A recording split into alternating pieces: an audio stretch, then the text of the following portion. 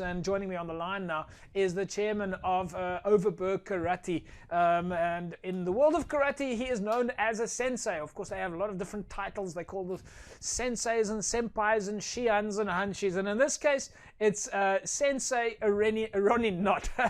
Ronnie, nice to have you on the show. Thank you, JP. Greatly appreciated. Yeah, so this is a different type of titling, because I think in the normal world of sport, we've got chairpersons and presidents and so on, as you do. You're the chairman of Overberg Karate, but in the world of karate, you have these Japanese titles. In your case, it's a sensei or a shian. Give us a quick explanation of that. Well, it's quite simple. Sensei, translated, just means teacher. So, to say teacher Ronnie, you can say Ronnie teacher. In our line, in the traditional JKA, we only have one shian effectively. Yeah. The rest of us that are third dans and up, you're teaching, you can be classified as a sensei. We don't use any titles of shian and kyoshis within this particular style, but obviously every style differs, and they will have their different nominated or terminology according to grade as well. Yes. But it's just Ronnie Sensei, and that's it. So just talk. You mentioned their tradition. How important is it? It's not something that really gets focused on a lot in the other sports. If we look at, say for example, swimming or tennis, how important is the tradition of karate? Well, it's an art. If we're talking about traditional karate, it's an art, and it comes therefore with a lot of respect and a lot of discipline. Lines in order. There's hierarchy, so you obviously need to spend X amount of years, and then you'll grade to your shodan. And as you know, it goes up second dan, third dan, fourth dan, fifth dan, which is a lifetime journey. So as in military, you have a rank, and you get respected for that rank. Yeah. And in effect, that's what it is, and it keeps the organization, or the style for that matter, it keeps it solid. So that there's always that respect. There's humbleness, but there's respect amongst your fellow people, and you show respect to higher grades. And it keeps it together, and that way people don't get out of hand. One of the things that we've always spoken about, and in the world of karate, is those traditions that you talk about, is that it's one of the very few sports that actually the structures of discipline and self-respect is actually built into the sport. When you walk into your dojo, your premises, for example, you bow, and you automatically you always show respect to your teacher. I mean, this is something unique in karate. It is, and that's the beauty of karate. We're practicing a Japanese art, and as you know, the discipline and respect within the Japanese culture is amazing. It's not just a case of in karate; it's in their general life. So I think for us to be fortunate to be practicing the art of karate, as it would be pronounced, is a great opportunity to instill similar discipline levels within our own kids from grassroots up. That's a key thing. And as I said, we're practicing it. So the art of karate is you bow before you go on the dojo floor, and you bow to your superiors or your higher grades. You don't shake hands. It's not worshiping anybody. It's just a case of bowing and showing the respect. So yeah, it's great to be able to experience that line of discipline, and hopefully it can transpire through to our younger generation in time to come. Ronnie, let's talk a little bit about the dojos in the Overberg area. You're, of course, the chairman of karate in Overberg. And, of course, when we refer to dojos, we're talking about clubs in the same way that you'll have a tennis club or a bowls club or a rugby club and so on. I'm assuming that if there are kids watching the show right now, or moms or dads, and if they want to join a karate club, it's as simple as finding a local dojo. Yeah, so we, as the Overberg Karate Federation, we represent many different styles of karate. So obviously that's up to the person wanting to join. They can choose.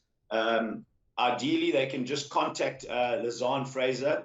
I can give you the number afterwards or now. And there's a contact number and an email address, or myself on my email address. And depending on what area you live in, I'll tell you what is the nearest dojo in that area. and then the kids can start. In the Overberg area, we do from grassroots up to professionally karate. So I teach from nursery schools, and I've had many kids from nursery school level go through to their first dan black belt level when they're in matric, which is generally 7 to 8 years later. So there's lots of opportunities within the Overberg area. There's a number of dojos. So it's just a case of phoning in, and we will direct you to the nearest one and take it from there. Well, we do know that your details are, of course, for the Overberg structures, your structures is on the Western Cape Karate website, so we can point people in that direction. Ronnie, we got to ask you though about the kids and the success of the kids. Now, we've come to some of the Overberg Sports Awards before, and quite often we see some nominees there that have come through the ranks at the club level and have had success at a national, even an international level. Then they end up at the provincial awards as well. Tell us a little bit about some of the success stories that you've had in the Overberg area with some of the students that you teach. So we've had a number, I can't tell you offhand how many, but that have got their Western Province colours for Kumute or for Kata. But then we've had one particular one, Minyo van Zyl, that has shined.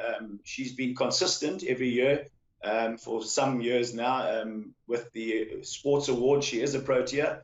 And through the Overberg Sports Council, she's been, I think, top junior woman of the year for, I think it's been 3 years, I stand to correction. Wow. So it's great to see.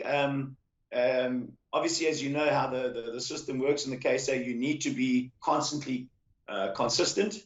You need to be at every event. Obviously, we work on a point system. So it's nice to see that there's certain of them that maintain that consistency and enter in whatever's available on the circuit within the Western Province and nationally. So that achieved well. She went to Mauritius. She's been to Namibia. There's a number of places with her own style. She's been to Ireland, to the World Champs in Ireland. So there's been a lot of success in the area, not only within the all-style realm, but also within the traditional realm. That's fantastic, Ronnie. We know that it's difficult for you guys at the moment, but we also know that Karate South Africa has made a tremendous amount of effort in terms of the return to play plan, and that you guys are now finally able to do some training according to those regulations and at a very spaced scenario. So karate is, of course, one of those few sports where you're able to train at a social distance, and that's exciting for you guys, and we're glad to see that you're able to stay active to some degree. 100%. Yeah. So Ronnie, we'll leave it at that, and we obviously look forward to catching up with you again, and hopefully thousands of kids in the Overberg area will come and join your clubs in that neck of the woods. Yeah, just bring your mask with, and Oh, absolutely. We should have some good training. Yeah, no, we look forward to that. Thanks, Ronnie. There we go, folks. Sensei Ronnie Knott, he is, of course, the chairman of the Overberg area. And there you go, karate, one of those sports that is actually recommended.